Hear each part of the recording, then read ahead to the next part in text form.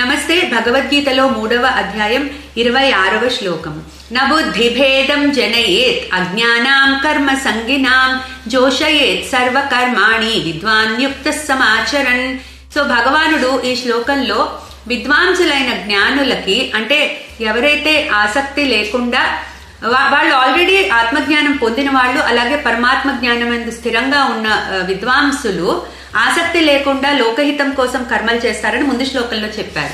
అయితే ఇక్కడేం చెప్తున్నారంటే, అటువంటి జ్ఞానులు ఎవరైతే ఆసక్తితో కర్మలు చేస్తారో అటువంటి అజ్ఞానులని, ఇక్కడ అజ్ఞాని అని ఎందుకన్నారంటే వాళ్ళ ఆత్మ జ్ఞానం అందు వాళ్ళకి స్థిరత్వం లేదు అసలు. అంటే ఆత్మజ్ఞానం అనేది వాళ్ళు పొందలా. వాళ్ళు ఏంటి, కర్మలు శ్రద్ధగా చేస్తారు, శాస్త్రవేత్త కర్మలు శ్రద్ధగా ఏదో కోరిక సాధించకపోవడం కోసం చేస్తారు ఇహపర లోకాల్లో. అంటే మెటీరియలిస్టిక్ బెనిఫిట్ కానీ, లేకపోతే స్వర్గాది సుఖాలు కావాలి అనుకున్న అట్లాంటి కోరికలతో శాస్త్రవేత్త కర్మలు చేస్తారు వాళ్ళు. సో అటువంటి అజ్ఞానులని వీళ్ళు వెళ్ళి వాళ్ళ బుద్ధిని చలింప చేయకూడదు అని చెప్తున్నారు. నా బుద్ధి భేదం జనయేత్ అజ్ఞానాం కర్మ సంగినాం. సో వాళ్ళ పాపం ఏదో ఒక రకంగా కర్మలు చేస్తున్నారు, చేయనివ్వండి.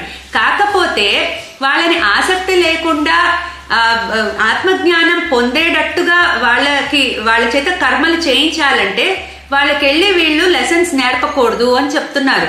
రాదర్ వాళ్ళు ఏం చేయాలి, అన్ని కర్మలు వీళ్ళు ఆసక్తి లేకుండా చేస్తూ వాళ్ళకి గనక ఒక ఎగ్జాంపుల్ గా నిలిచి వాళ్ళ చేత చేయించగలగాలి. జోషయేత్ సర్వకర్మాణి విద్వాన్యుక్త సమాచరణ. సో వీళ్ళకి నిజానికి కర్మ చేయాల్సిన అవసరం లేదు. ఎందుకు, దే ఆర్ ఆల్రెడీ ఆ ఆత్మయందు వాళ్ళు రమిస్తున్నారు, తృప్తి చెందుతున్నారు, సంతుష్టి చెందుతున్నారు.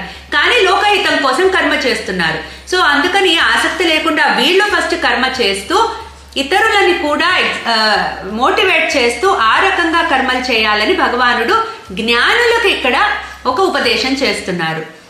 క్లీం కృష్ణాయ నమః.